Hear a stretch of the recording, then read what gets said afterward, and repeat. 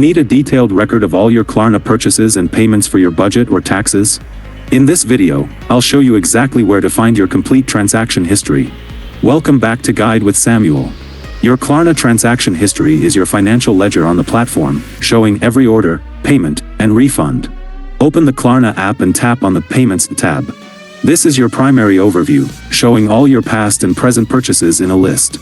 For a more detailed, statement-like view, look for an option labeled Statements, Transaction History, or Export. This is often found in the Account or Settings section. Here, you can often filter by date range. For your records, you can usually download or email this history as a PDF or CSV file. A crucial pro tip: download your transaction history monthly to reconcile it with your bank statements. This helps you track your spending with Klarna and ensures all payments have been processed correctly, making financial planning and tax time much easier. And just like that, you're in full control of your purchase records.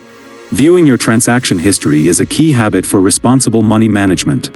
Do you review your transaction history regularly? Let us know in the comments. To add payment flexibility, subscribe for our next video on how to add multiple cards to Klarna. Thanks for watching.